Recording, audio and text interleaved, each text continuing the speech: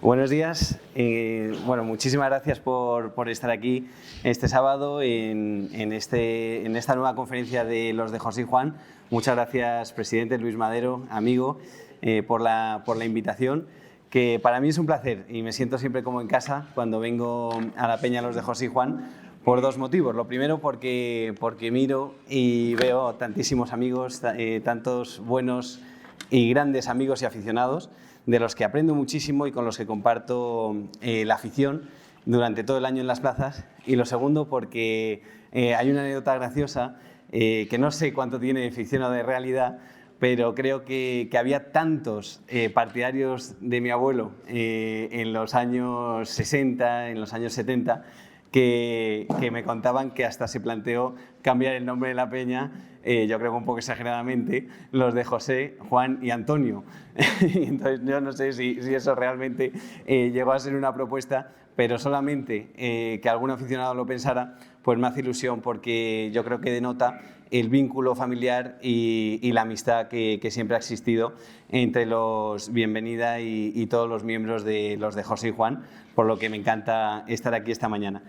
Esta mañana vamos a hablar de un torero legendario, de un torero de leyenda, y lo vamos a hacer con un filósofo, con un escritor, con un ensayista, que es Víctor Gómez Pin, quien nos acompaña, quien ha hecho un esfuerzo por estar aquí esta mañana con todos nosotros, y que además es uno de los grandes defensores a nivel intelectual de la fiesta de los toros, y que vamos a decir muy brevemente, Víctor, porque es extensísima tu carrera, tus publicaciones y toda tu trayectoria, pero vamos a decir unas pinceladas biográficas para contextualizar. Víctor Gómez Pin nació en Barcelona, se trasladó muy joven a París, donde estudió filosofía en la Sorbona y obtuvo el grado de doctor de Estado con una tesis sobre el orden aristotélico. Ahora, desde hace unos años, es catedrático en la Universidad de Barcelona, imparte diversas materias vinculadas siempre a la filosofía o, por ejemplo, relacionadas también con las matemáticas, la epistemología o la filosofía griega. Tiene una obra muy grande, muy extensa, estamos hablando de más de 40 publicaciones entre ensayos y libros, y yo de su obra, el que más conozco o la obra que más me ha llamado la atención y que más me ha aportado es La escuela más sobria de vida, Tauromaquia como exigencia ética, que fue premiada con un premio que daba la Fundación Joselito de la Comunidad de Madrid, que bueno, pues ahonda en la ética de la tauromaquia y en distintas partes del pensamiento, siempre vinculado a ese trasfondo de la vida y la muerte que vemos cada tarde en el ruedo. Hay un epílogo del libro en el que se habla de Antonio Ordóñez y de su vinculación, y estamos hablando de hace más de 35 años. El libro se publicó hace 20, pero hace referencia a unos 14 años atrás. Y resulta que la escritora y amiga personal de Víctor, María Vela Zanetti, le contactó en París en nombre de la revista de arte Boades, solicitándole un texto sobre tauromaquia. Al principio, Víctor estuvo un poquito reacio, pero María le sugirió una reflexión a la limón con Antonio Ordóñez, al que Víctor siempre se refería como el maestro. Antonio Ordóñez, cuando escuchó la propuesta de Víctor de preparar algo para esta revista, según cuenta en el libro, Ordóñez le propuso que ese diálogo tenía que tener de marco una de sus fincas de Andalucía, que luego se extendió a varios encuentros en Ventas con Solera y también en el campo. Incluso creo que también tuvieron una excursión a Ronda, donde se hunden las raíces de esta familia tan emblemática del mundo del toro.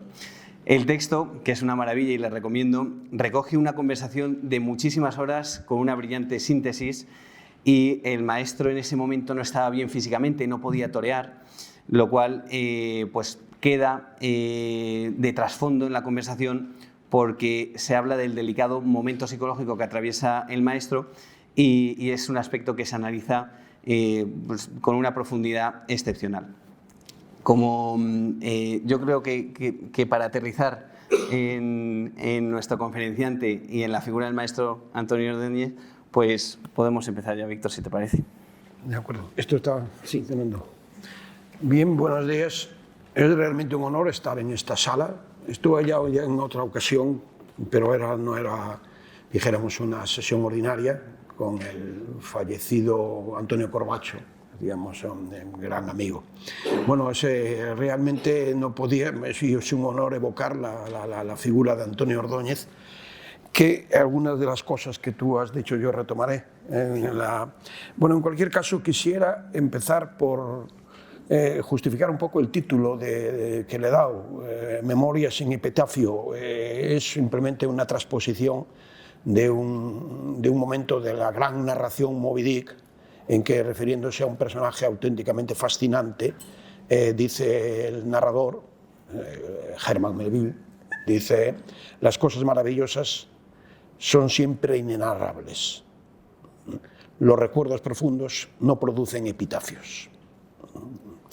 Bien, vivimos aquí, en este ambiente, todos somos conscientes que los taurinos somos una comunidad en estos momentos en dificultades.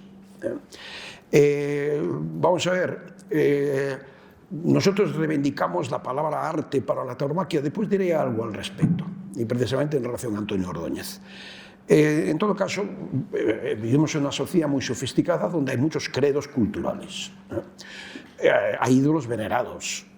Y el arte constituye indiscutiblemente en nuestra sociedad un marco de culto a veces pues con sus esnovismos, a veces con su verdad, con sus templos, museos, auditorios, sus conmemoraciones, año Picasso, año Debussy, año Mozart, y sus predicadores, son los profesores universitarios, los críticos, el arte, cubren nuestras sociedades. En ocasiones el arte, todo esto es muy justificado, y en otras ocasiones no. Hay, como sabemos, un cierto fetichismo del arte, que hace que los ciudadanos tengan incluso el deber de cultivarse, cosa que no es muy buena aproximación al arte, y por deber de cultivarse. Y, como decía Marcel Proust, describía con su acuidad el aburrimiento mortal del cual querían morir muchos de los que acudían a las salas de exposiciones y que oían la música precisamente de Debussy. Pero bueno, bien, hay actividades culturales hoy que están muy en boga y tienen sus predicadores. Después hay artes, bueno, actividades culturales, dijéramos, anacrónicas. Anacrónicas en el sentido que los valores de una sociedad pues han decidido que no corresponden a estas. Nosotros formamos parte de una de esas tareas del espíritu humano que hoy es considerada anacrónica. Es un rito que, como hemos podido ver ayer, un amigo, ayer vine de viaje y como no había huelga de tren, vine en avión y eso siempre es más complicado. Y no leí prensa alguna, pero un amigo me mandó pues una cosa que está actual sobre cómo incluso ciertas personas que juegan un papel importante en la cultura de nuestro país, pues con total suficiencia y casi sin pudor, pues dicen que el mundo se divide, España concretamente, entre los que vamos a las corridas de toros, que somos, dando por supuesto, como si eso fuera un postulado euclidiano, que somos la parte, dijéramos, que se complace en la tortura de los animales, pero que después hay otros, que son la mayoría, que acabarán echándonos y dando por supuesto. O sea, y eso se dice con total tranquilidad. Yo tuve que defender los toros en el Parlamento de Cataluña y les puedo imaginar que las cosas que oí, incluso de parte de mis alumnos, al salir de allí eran una cosa, es que algunos alumnos míos efectivamente no se podían creer, que yo que les enseñaba filosofía y matemáticas, no se podían creer que efectivamente yo acudiera, porque ellos se habían convencido ya absolutamente de que la motivación subjetiva para ir a una plaza de toros era la complacencia en la tortura de un animal. Bueno, estamos hartos de oír esta cosa. Bien, en cualquier caso, en la época en que Antonio Ordóñez toreaba, esto ya empezaba, pero no era el caso, ¿no? No era el caso, algunas cosas evocaré al respecto. El maestro de ronda, en todo caso, era uno de los que provocaba esa especie de transformación interna que esperamos los que vamos a la corrida de toros. Yo le decía, no, mira, no, yo cuando voy a los toros no voy a ver sufrir un animal, voy a ver si tengo suerte y ese día pues me transformo algo internamente, si pasa algo, ¿no? No, eso es a lo que voy. Desgraciadamente no siempre se consigue esa transformación interna, porque no siempre pasa algo, o lo que esperamos, pero eso es a lo que voy. Bien, yo tuve el honor de hacer el pregón taurino de Sevilla el domingo de Resurrección de 2013, además era el aniversario yo estaba muy contento porque estaba mi cartel en Sevilla otro lado y después estaba Juan Belmonte, ¿no? Entonces era en uno de los momentos de mi discurso evoqué a mi predecesor, o sea, el que había hecho el del año anterior. El británico Lord Gareth Jones, exministro creo para Asuntos Europeos del Reino Unido y gran aficionado, por eso se me había dado el pregón. Un hombre muy culto, me consta que era conocedor no solo de la tauromaquia y de la literatura, sino de otras cosas, y en su discurso había señalado lo siguiente: los que hemos tenido la suerte de ver a Antonio Ordóñez en uno de sus sobrios desplantes, sabemos que lo esencial de la vida es afrontar con dignidad la muerte y hacerlo sin perderle la cara. Frase de Lord Gareth Jones relativa a Antonio Ordóñez. Yo, por mi condición de profesor de filosofía, porque eso de filósofo es un poco pedante, filósofos hay pocos, es decir, pero profesor de filosofía sí soy, no podía menos que ser particularmente receptivo al hecho de que, además de evocar a Antonio Ordóñez, Lord Gareth Jones apoyara su tesis que acababa de decir sobre Antonio Ordóñez en este tremendo párrafo de un gran filósofo, el vienés Wittgenstein. Cito de nuevo, esto está en el pregón taurino de Lord Gareth Jones en Sevilla. Wittgenstein dice a una cierta ocasión: ahora tengo la oportunidad de ser una persona decente, pues estoy cara a cara con la muerte. Es solo la muerte lo que da a la vida su significado. El miedo en la cara de la muerte es el síntoma más claro de una falsa vida, es decir, de una mala vida. Y voy a corregir un poco, me permitiré corregir un poco al enorme filósofo. Me acabo de acordar ahora de que Antonio Ordóñez, en esta ocasión estando los dos en París, en una situación que después evocaré, me dijo: Víctor, ¿la filosofía da miedo? Y yo le dije: mira, te respondo mañana. Y efectivamente, Antonio Ordóñez venía a considerar que si no daba miedo ahí no pasaba gran cosa. Le respondí que sí, al día siguiente. Bien, la frase de Wittgenstein, que dice: solo la muerte la que da a la vida su significado, el miedo en la cara de la muerte es el síntoma más claro de una falsa vida, es decir, de una mala vida. Yo lo voy a corregir a Wittgenstein, ya que no es un texto teórico. Lo que es síntoma de una mala y falsa vida no es tanto el miedo a la muerte como la ausencia de entereza ante la ausencia de entereza que supone el que ese miedo determine tu comportamiento. Uno de los toreros en su día más venerados en esta plaza de las Ventas, y que de lo cual fue Antonio Ordóñez apoderado durante un tiempo, ¿no? Decía con sabia guasa: el miedo es libre. Era Curro Romero. Libre el miedo, y libre también el hombre que responde plenamente a su condición, que responde a lo que al término griego andreia, que aunque etimológicamente quiere decir virilidad, los griegos lo usan para designar la entereza tanto en los hombres como en las mujeres. Y hay textos de Aristóteles explícitos hablando de la modalidad de entereza que caracteriza a la mujer y la modalidad de entereza que caracteriza al hombre. Pero son dos formas diferentes de entereza, pero ambas pasan para Aristóteles por no perder la compostura ante el miedo, que el miedo no te paralice. Esta es la cosa. Bien, me aparto de estas consideraciones un poco abstractas, y aunque tendré que volver a ellas al final, para evocar, fijándome de memoria, o sea, fiándome de mi memoria y excusándome por imprecisiones, algunos momentos de la trayectoria de Antonio Ordóñez que he vivido personalmente. Son momentos que aunan exaltación y tristeza. En su caso, una tristeza que cuando era tristeza era rayana en la melancolía. En algún caso se trata de circunstancias personales que yo viví directamente. Recuerdo cuando yo no le conocía, yo me estaba ya en París, pero bueno, por circunstancias diferentes asistí a un mano a mano, pude asistir a un mano a mano entre Antonio Ordóñez y Paco Camino en la plaza de Pamplona, en la cual el maestro nos dio literalmente un pase.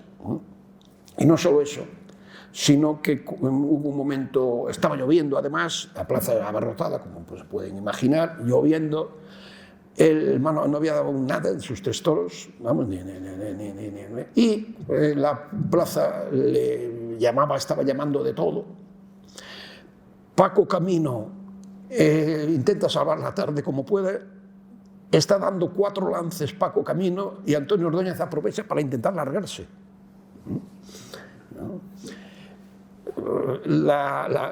Aprovechando, incluso le fastidió a Camino, porque claro, todo el mundo empezó, la plaza empezó al unísono con una palabra, toda la plaza de Pamplona, cabrón, cabrón, cabrón, tal, esto ya pueden imaginar. Y entonces a pobre Camino le fastidió. Bueno, todo esto para decir que incluso entonces él miró al público desafiante y se puso la montera, vamos, una actitud prácticamente desoladora y que era un poco casi una expresión de violencia que era la que él experimentaba consigo mismo cuando las cosas no le iban bien. Era una confrontación, estaba cabreado consigo mismo y lo pagó con la circunstancia y con el público. Un gesto de rabia. Bien, él después se retira y yo estoy en París. En 1972, y aquí va a jugar un papel tu abuelo, en 1972 yo leo Le Monde, porque Antonio Ordóñez era muy querido en Francia. Leo en Le Monde una nota pequeñita, decían que había la posibilidad de que Antonio Ordóñez reapareciera un día en la Goyesca de Ronda. Un día. Yo lo veo esto y por circunstancias que no vienen a cuento, vengo al País Vasco desde París y desde el País Vasco era San Fermines y me acerco a Pamplona. Por la mañana, después del encierro, me acerco a un bar que se llama El Señorío de Sarria, que daban caldo, para quitarme resaca, bajo allí a tomar un caldo y veo que está allí Antonio Ordóñez con Manolo Vázquez y su hija Belén. Entonces yo le pregunto, me acerco a él y digo, maestro, perdone que interrumpa, he leído, yo vivo en Francia, he leído que usted va a torear quizá la Goyesca de Ronda, si así fuera, si usted me lo confirmara, para mí las cosas son difíciles, pero intentaría arreglármelas para estar en esa Goyesca. Entonces él, que era muy socarrón, dice, ¿conoces a Manolo Vázquez? Digo, un honor. ¿Y conoces a mi hija Belén? Tal, pero no me dice absolutamente nada, ¿no? De si va a torear o no la Goyesca. El caso es que al camarero le pide un papel y una servilleta y un lápiz, un bolígrafo, y me dice, ponme aquí tu dirección, dirección de París. Y efectivamente a las 3 semanas recibí en París una noticia de que sí voy a torear la Goyesca. Esta fue la Goyesca del 72, que se anunció Antonio Bienvenida, Luis Miguel Dominguín y Antonio Ordóñez. A Luis Miguel le coge un toro en Bayona y se queda en un mano a mano entre Antonio Bienvenida, jefe de Lidia, y Antonio Ordóñez, en Ronda, vamos, un día para estar en otro sitio. Antonio Bienvenida, torero grande como era, como un señor que era, mire, recuerdo ahora, hubo un gran, me acabo de acordar ahora, que un gran periodista francés, taurino, muy amante de los toros, que tenía aquel libro Vie mort dans ton roi, cuando estaba haciendo la biografía, estaba en Vietnam, en plena guerra de Vietnam, haciendo la biografía de Ho Chi Minh, se vino a Madrid por los 6 toros de Antonio Bienvenida. Era una época en que los toros podían producir esas cosas. Bien, se queda el asunto en un mano a mano. Y Antonio Bienvenida entiende perfectamente que ese día su función es de casi jefe de ceremonias, o sea que era el día para uno y el día para otro. Entonces, los toros son de Carlos Núñez, el maestro Bienvenida está espléndido, corta 2 orejas, pero aquello todo, en ese día era el día de Antonio Ordóñez, para su vuelta y ronda. El caso es que Antonio Ordóñez triunfa en los 3 toros y después le pide a Antonio Bienvenida si le deja torear el sobrero, vamos, le pide esta cosa formal como jefe de Lidia. Y ahí sale un toro absolutamente excepcional. Son de esos toros, yo siempre digo que los taurinos tenemos en la mente pues 6 toros. Yo vi el toro de Jaral de la Mira de Paco Camino, no vi el toro blanco de Antoñete, son estas cosas. Al final quedan 6 toros por ahí, que uno va lamentando que no ha visto aquel. Sí vi los 6 toros de José Tomás de Nim. Es decir, quedan toros y nombres de toros, ¿no? Por ahí. Bueno, el toro este de Carlos Núñez fue una cosa absolutamente excepcional, fue un espectáculo de estos que efectivamente es conmovedor. Es decir, mucha gente tiene el lazo con Ronda por ese sobrero de Carlos Núñez. La gente no salía de la plaza. No salía literalmente de la plaza, fue un de esos toros que deja traspuesto. Bien, a partir de ahí se creó lo que fue durante unos años en la peregrinación a Ronda. La Goyesca, mientras se la toreaba, se convirtió en estas cosas, también mucho esnovismo, obviamente, como siempre hay en este tipo de un festejo social, pero efectivamente toreaba Antonio Ordóñez y iba gente de muchos lados. El orbe taurino, yo venía de Francia, yo venía de París, y me preguntaba, me decía yo, pero cuando llegaba, iba en coche, y al llegar a los pueblos blancos, decía, bueno, ¿qué hacemos? Yo pertenecía a un universo en el cual, si se quiere, los sitios vinculados si quieren, a lo que parecía determinante en la historia cultural, política, económica, eran ciudades como Zúrich, Rotterdam o para el arte Salzburgo.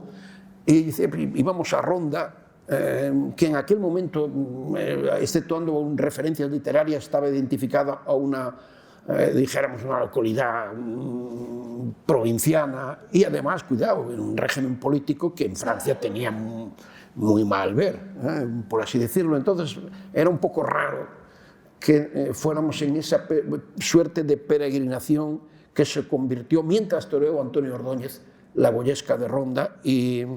¿Por qué? Porque en París, por ejemplo, gente que iba a la Goyesca, tenía esa tarde de septiembre, ordenaba y en algún caso hasta cimentaba su vida. Vida de muchas personas, rondeños y no rondeños, motivados por esa singularísima promesa que supone una tarde de toros. Una tarde de toros, claro, con un nombre que entonces era absolutamente significativo. El torero sagrado, como no, la frase no es mía, la frase era de Barquerito, que un día me hizo a mí una entrevista, Antonio, hace muchos años, y tituló él que había unos cuantos que para el cual Antonio Ordóñez era el torero sagrado. Entonces, frase, bien. Pues era un día que, ahí perdonen una pedantería filosófica, pero la palabra griega techné, que es la que traducimos tanto por técnica como por arte, es la misma. Lo que ocurre es que, claro, por ejemplo, se dice que el escultor Eduardo Chillida ha sido calificado del herrero, porque su dominio de la técnica del hierro es prodigiosa. Recibió el honoris causa por parte de los ingenieros por su contribución a la resistencia de materiales.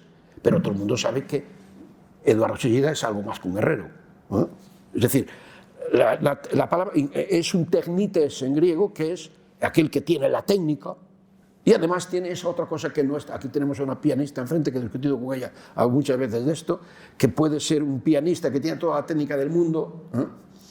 Y resulta que no hay nada que objetar desde el punto de vista de su técnica y nos deja más fríos que un... En cambio el otro, que tiene la misma técnica, nos levanta del asiento.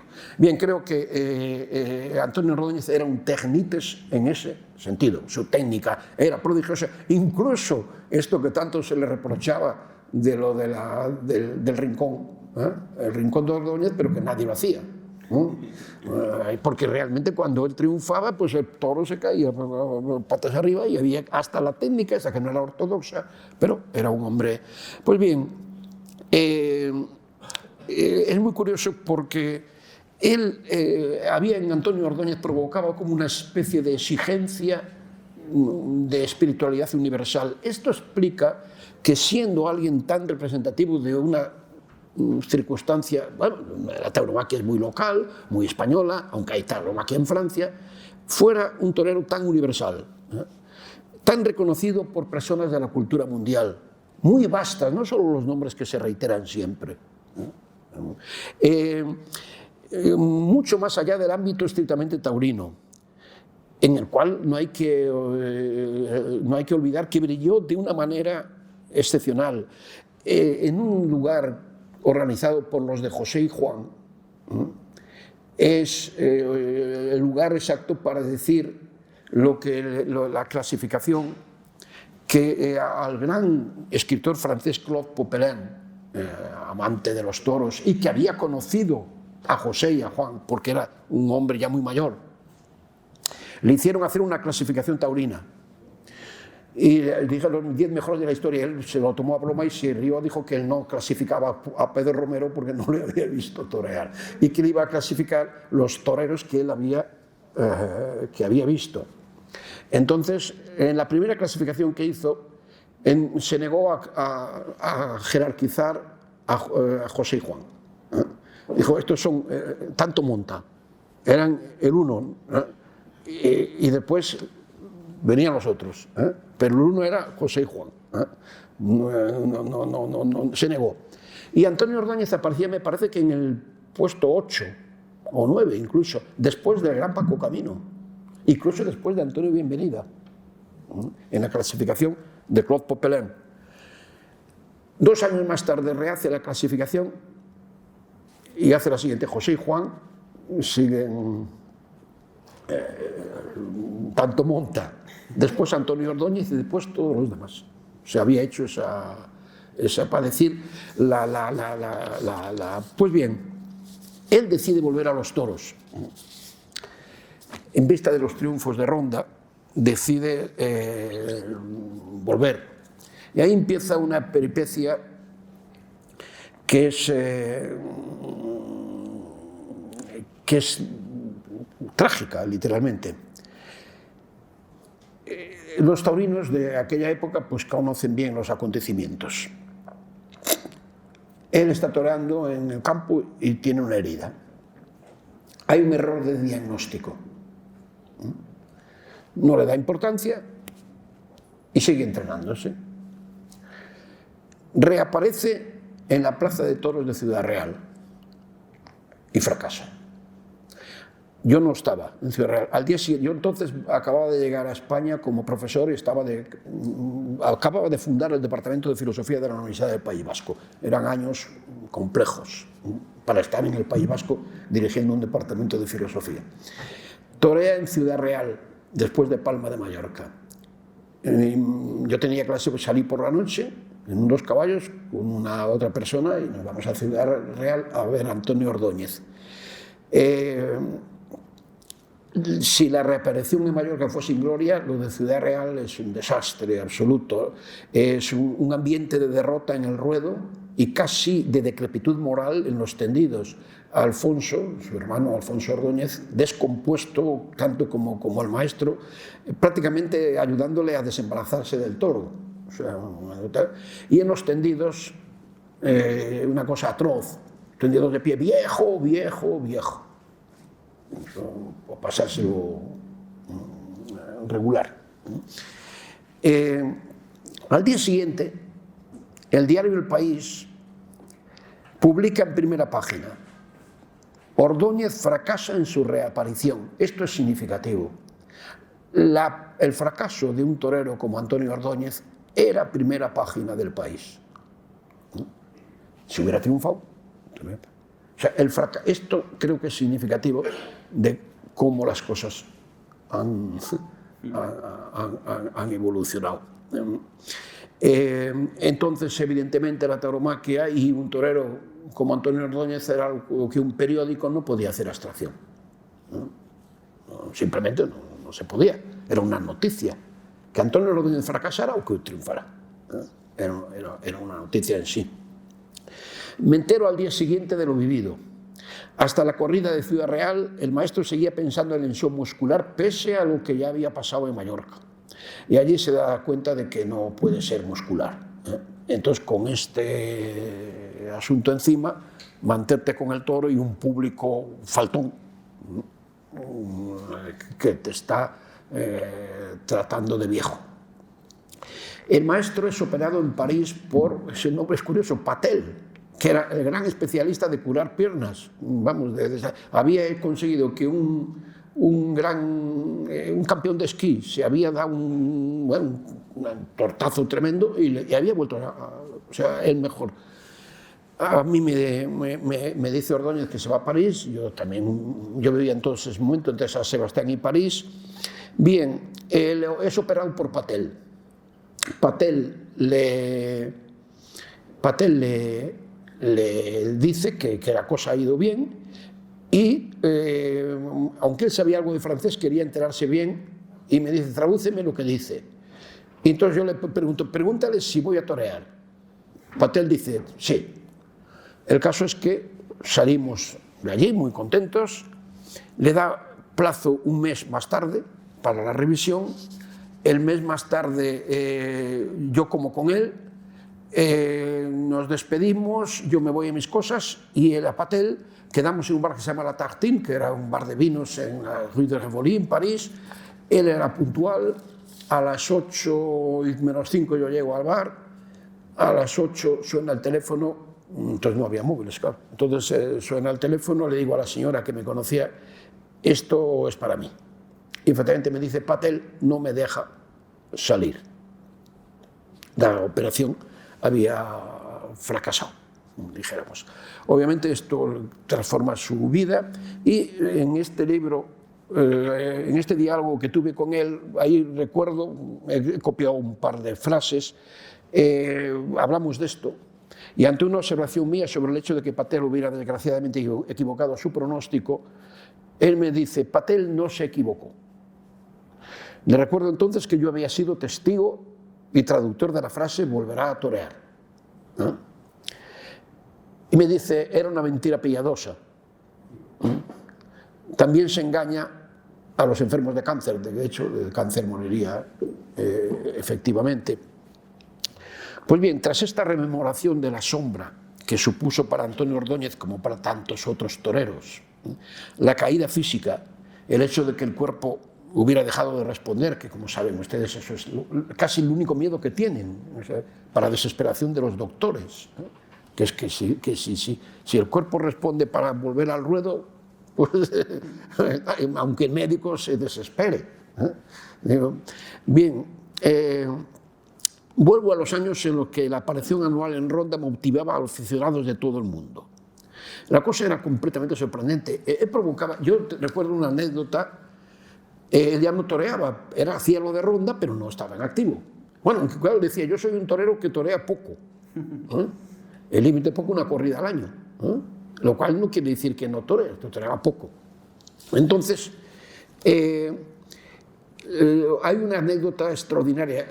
Después citaré algunos de los que han cantado Antonio Ordóñez, pero yo no lo sabía. Jean Cocteau tenía un poemario sobre Antonio Ordóñez. Entonces se acerca una persona en el Hotel Imperator, donde él tenía una habitación que no usaba. El Hotel Imperator había dejado una habitación para Antonio Ordóñez, pues iba por allí. O sea, que además, yo cuando estaba con él la usaba, vivíamos en una fonda fuera de la ciudad y la usábamos para ducharnos. Entonces, viene un señor para que le firme un libro que era de Jean Cocteau, en lo cual era parte del libro, o si no entero, un poemario sobre Antonio Ordóñez. Entonces, él no lo tenía. Entonces, el señor se lo quiere ofrecer. Y entonces él dice que no. Entonces yo le sugiero, a ver si encuentra usted otro para el maestro. Entonces le doy mi dirección de París y me escribe a los 2 meses este señor una carta absolutamente prodigiosa. Me dice que tiene el libro, que lo encontró en un buquinista, y que por favor le anuncie, me decía, su próxima llegada a Camargo, dice, su vuelta de un maestro, dice, porque yo me porte a esa rencontre, para que vaya a su encuentro como si fuera el Mesías. Bueno, provocaba este tipo de cosas y voy cerrando, porque bueno, no soy un historiador de la tauromaquia y por consiguiente no quiero... íbamos a Ronda a ver el mejor de los toreros. Depende de lo que se entiende por mejor. Y nadie conseguirá, nadie, que una docena de aficionados nos pongamos de acuerdo. Con esas 12 aficionados, el mejor no sale. O por lo menos no hay acuerdo. Sí tengo, en todo caso, un singular, pero es una impresión subjetiva, de la expresión de resplandor y de luz, que no era yo. Por ejemplo, José Bergamín, que burla la embestida tenebrosa de la testa cornuda de la fiera, volviéndola en su tela luminosa. Gerardo Diego, el gran Gerardo Diego, Antonio Ordóñez Hondo, manda y cimbrea, va y viene el lance hondo, la luz torea. En ese poemario de Cocteau también hay muchas referencias a la luz. Nos atraía en Ordóñez una técnica precisa, un estilo más o menos depurado, una modalidad más o menos clasificable de iniciar o completar la suerte. Pues seguramente sí. Pero ello se puede decir de todos y cada uno de los toreros que han llamado la atención. Obviamente, esto que acabo de decir, pues Antonio Bienvenida lo podemos decir exactamente igual. O Antoñete. Pues en vez de hablar de Antonio, dices Antoñete, tal.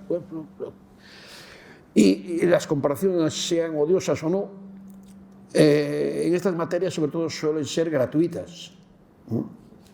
No.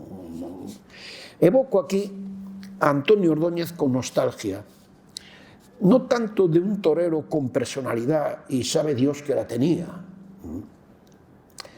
como nostalgia de alguien que de manera ejemplar sacrifica su persona a la verdad.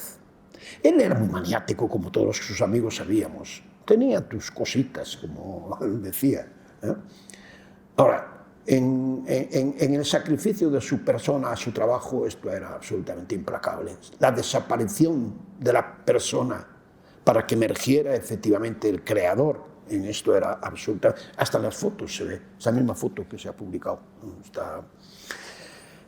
La verdad del trabajo del arte, cabría decir, iba a decir que, ¿a qué verdad? La verdad del trabajo del arte, salvo que tengo mi objeción. Nosotros estamos tan acomplejados, nos están tratando de todo, ¿no? Que claro, ya nos arrimamos al arte, es como lo decía Marcel Proust, como los judíos decían que Jesús lo era, y como los homosexuales decían que Sócrates lo era. Decía Marcel Proust. Nosotros decimos, ahora son Wells y otro y tal, y así parece que nos salvamos. Bien, voy a decir algo que he defendido siempre. El trabajo del arte, lejos de que el toreo quede legitimado cuando se le aplica el calificativo de arte, yo creo que es al revés. Es más bien al revés. En alguna ocasión, el arte se acerca a aquello que en determinados momentos es la tauromaquia. Y eso lo saben muy bien los artistas,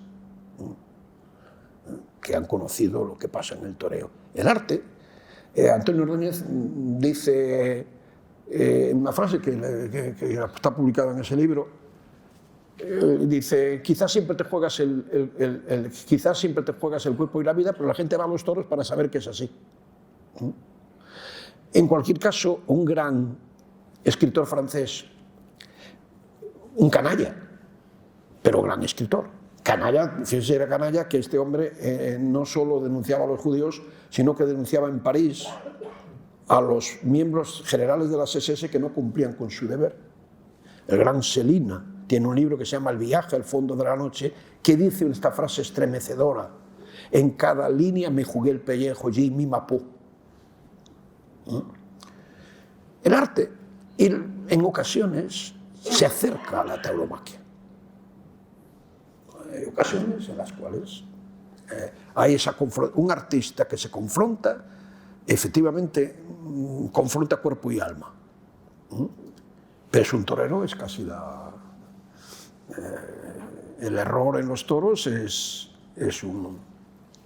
Pues bien, cuando Antonio Ordóñez estaba allí diezmado por esta suerte de melancolía, como intuyendo esa amenaza a la que se refirió con la frase, al parecer que cuando ya sabía que se moría, yo no se la oí, pero al ir en algún lado, parece que dijo que para este toro no hay sobrero, ¿no? Cuando ya sabía que se moría, vamos. Sin embargo, un poco antes aún me había dicho, un día voy a torear, Víctor, estoy convencido, aunque sea en un tentadero, un heral, así, bueno, nunca se realizó el proyecto. Su amigo Ángel Peralta, que no sé si ustedes saben que Ángel Peralta era poeta, sí. No todo el mundo lo sabe, y buen poeta, ¿no?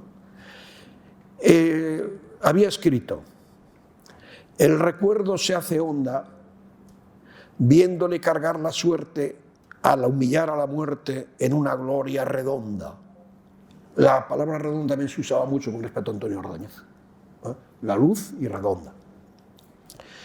Con tristeza tuvo que añadir Peralta, mas se murió con la pena de no lidiar a la muerte y anclado quedó en la orilla, dormido en su última suerte. Las cenizas de Antonio Ordóñez reposan en parte en el Ruedo, unas están en Camarga, pero parte están en el Ruedo de Ronda, junto a la Puerta de Toriles. Cada vez que he asistido a un espectáculo, taurino o no, he considerado que la tierra no clausura definitivamente esos restos, en este caso los restos de Antonio Ordóñez, porque tratándose de un ser de palabra hay un rescoldo. Por eso no está mal visitar los sitios donde hay restos de seres admirados o queridos. Citaba antes la frase de Melville: las cosas maravillosas son siempre inenarrables. Los recuerdos profundos no producen epitafios. De esta portentosa frase extraje el título Memorias sin epitafios, decía. Me refería hace un momento al maestro de Ronda como alguien que de manera ejemplar sacrifica su persona a la verdad. Pues bien, voy a terminar con unos versos para mí desconocidos. Los tengo en la cabeza y los he puesto aquí, pero no sé de quién son. Sé que si alguien me puede. Son dedicados a Antonio Ordóñez, pero la memoria, como saben ustedes, es frágil. Sé el verso, pero no sé el poeta. Se ha escrito sobre Antonio Ordóñez lo siguiente: aguantas, no te inquieta la difícil verdad que te buscaste. Repito, aguantas, no te inquieta la difícil verdad que te buscaste. Por eso no tiras. cristalizaste. Ronda, dura y tenaz, fija tu sombra. Muchas gracias por la atención.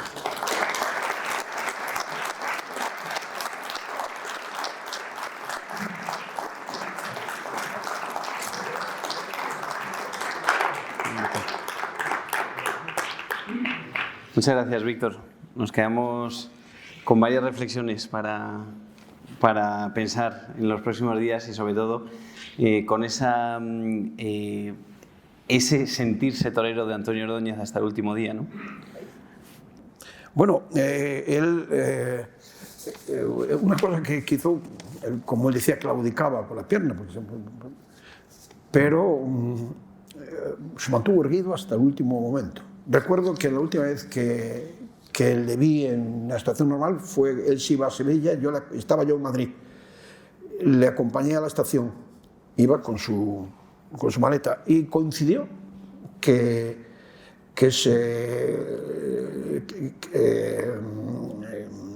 Dios mío, es que ahora se me ha olvidado un nombre, y el olvido de los nombres es muy significativo, muy significativo. En todo caso, un torero, que al verle, que iba con su maleta, pues se ofreció a cogerle y ahí sí le dejó que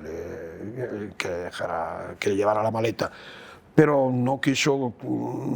Fue una cosa muy excepcional. Él mantenía esto que se dice de los toreros, que vamos a ver, no tienden a la genuflexión, y mantienen en circunstancias. Él estaba delgadísimo, vamos, estaba carcomido por la enfermedad. Tenía un problema gravísimo de que no podía dormir, no dormía, y eso es, si hay insomnios en la sala, si alguien sabe lo que eso significa, no dormía. Pero después quiero decir algo respecto a Antonio Ordóñez. Él era una persona que tenía sus convicciones políticas, desde luego, amigo de un espectro amplísimo. Y sí que puedo asegurarles una cosa, que en los tiempos que vivimos no es una cosa menor. Jamás las convicciones políticas de Antonio Ordóñez le llevaron a los diferendos, que los tenía con muchos de sus amigos más íntimos, bueno, entre ellos conmigo, sin ir más lejos. Nunca ese diferendo político se había traducido en él, nunca en un diferendo emocional o afectivo. Eso es interesante recordarlo, porque si no nos explica la pluralidad de amigos que tenía, de todo el espectro político. Bueno, pues saben ustedes que Domingo Dominguín era una persona muy importante en el Partido Comunista de España, y era su apoderado. Y en el coche de Domingo Dominguín pues pasaba gente que... Quiero decir, y eso es un aspecto que a veces se dice, ¿para qué este hombre era un tío tan conservador que rondaba? Bueno, sí, se pueden ser muchas cosas, es decir, el que quiere transformar la vida social, pues ha de luchar por transformarla, pero proyectar sobre las personas esto era bastante admirable. No creo que hoy fuera posible una actitud así. Pues muchísimas gracias, Víctor. Presidente. Si quiere alguien hacer alguna pregunta. Si alguien quiere hacer alguna pregunta, algún comentario del maestro Antonio Ordóñez, comentar algo con nuestro conferenciante. ¿Podría hacer? Adelante, por favor. Yo, primero, Víctor, agradecerte que hayas estado en Madrid, y a mí me ha parecido muy interesante, he disfrutado un montón escuchándote. Me gustaría, siendo una pregunta o dos preguntas de curiosidad, nosotros acostumbrados a que muchos toreros no son capaces de trascender nunca aspectos muy culturales. Si me apuras, yo me quedaría con probablemente Belmonte, que sí que fue capaz a su alrededor, intelectuales. Sorprende un poco cómo Ordóñez fue más universal, o lo que tú has dicho que fue más universal, porque de los toreros que yo me recuerdo, es probable que no haya habido ninguno que haya tenido esa trascendencia con la cultura, con la política, a lo mejor por su forma de ser, aunque hay mucha gente que dice lo contrario, que era un hombre que no tenía un especial buen carácter y que eso le llevaba a separarse de mucha gente. Y mi pregunta es, ¿por qué tú crees que Ordóñez, siendo arte y técnica, fue capaz de trascender tanto, de ser un torero universal? Has contado la historia de cómo os desplazabais y eso, luego en la tauromaquia de ahora, no existe, no hay toreros universales. Con muchos los que estamos aquí nos parecen mejores o peores, pero no, muy pocos tienen esa capacidad de relacionarse con gente de la cultura, gente muy importante de la cultura. No sé a qué obedece ese punto concreto, no sé que tampoco era especialmente simpático o mediático, por decirlo. Bueno, él era muy... yo digo que era un hombre de ley oscura, es decir, como tuvieras una relación con él era absolutamente...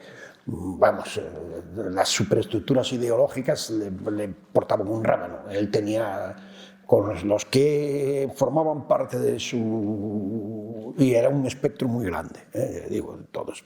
Ahora, es interesante la pregunta por lo siguiente. Antonio Ordóñez no solo se preocupó por la cultura, sino que, vamos a ver, hay un encuentro que se realiza en Ronda, que es el encuentro Música-Filosofía.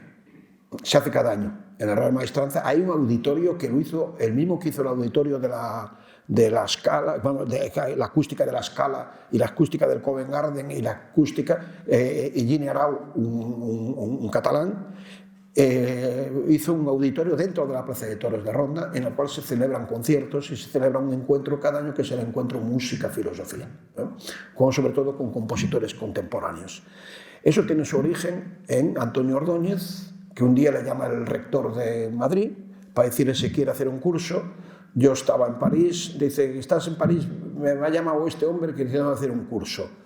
Entonces digo, voy y lo hablamos. Se vino a París, coge y dice, bueno, dice que quería un curso de tauromaquia. Yo dije, mira, dale como tema, le guste o no, a ti no te va a decir que no. La música callada, ¿no? Efectivamente, la música callada era obviamente un guiño a Bergamín y a Paula, que por cierto, Paula, eso es una anécdota, pero Paula estaba en malas circunstancias en aquel momento y pudo salir del Trullo para venir con nosotros a Ronda, que estaba el hombre encantado en la música callada, pero cuidado. La cosa era la música callada, aquello era evidentemente el tema de Bergamín y Paula estaba muy unido, pero con esto de que era la música callada, allí participó en esto Barceló, el pintor, el filósofo entonces alcalde de Venecia, Cacciari, uno de los compositores españoles de mayor renombre hoy, que el año pasado hizo una ópera que hace 2 años, que es Mauricio Sotelo, que entonces era un compositor español en Viena. El IRCAM, que era, es decir, eso dio lugar, Antonio Ordóñez estaba encantado, eso dio lugar a que eso se estabilizara y todavía se realiza este año, que será un homenaje a alguien que fue muy amigo de Antonio Ordóñez, que es Ruggero Raimondi, el cantante, el que se le hace un homenaje. Esto es resultado de que Antonio Ordóñez creía absolutamente convencido, que la tauromaquia estaba perdida si se cerraba en sí misma. ¿No? Y él, por supuesto, participó varias veces. Él no era una persona de palabra fácil en absoluto, no era lo suyo era torear, pero justamente sabía perfectamente, vamos, yo diría que practicaba una política muy contraria a la que a veces, también a lo que nos han llevado en estos momentos se practica dentro de la tauromaquia. O sea, a veces la tauromaquia en estos momentos a veces parecemos un gueto, ¿no? Él estaba y tenía, él estaba convencido de que, de hecho fue el primero que recibió la medalla de las Bellas Artes. Que claro, como no se le iban a dar si le habían dado el año anterior la Legión de Honor en Francia, ¿no? Si fuera la Legión de Honor en Francia, ¿no? Era difícil. Digo esto porque esta es una polémica que está muy en estos momentos, esto que un torero pueda tener la medalla de las Bellas Artes. Antonio Ordóñez tenía esta cosa, no era un ideólogo, era un trabajador. y sabía que la cultura, incluida la tauromaquia, solo se fertiliza con el trabajo y buscándose relaciones, y efectivamente, aquella vía que tomó, él ya vio que empezó con la tauromaquia con un niño y se podía convertir en la plaza de toros de Ronda, en un seminario sin precedentes en España, porque no hay otro, y a lo mejor en Europa, donde se reúnen cada año filósofos y músicos, compositores la mayoría de ellos, pero no solo compositores, sino también directores y intérpretes, año tras año, a un encuentro música, filosofía, creación de Antonio Ordóñez, por eso se hace en la maestranza. Perdón, tengo curiosidad por saber cuál fue, salió mi entendimiento corto, creo que Ordóñez lo que tenía era una necrosis de la cadera. Sí. Me gustaría saber Bueno, sí, en la necrosis fue lo que resultó ser, porque él creía que era la necrosis fue lo que Patel ya le identificó, y entonces le puso un fémur, ¿no? Y eso no funcionó, ¿no? Pero yo ahí ya técnicamente, bueno, tú eres médico, ¿no? Entonces, claro, además, mi profesión dentro de la filosofía, yo soy organizador del Congreso Internacional de Ontología, pero claro, yo soy ontólogo y tú oncólogo, con lo cual estamos aquí, hacemos una pareja muy curiosa, pero nunca supe yo eso técnicamente, ni tampoco lo que sé que falló una cosa.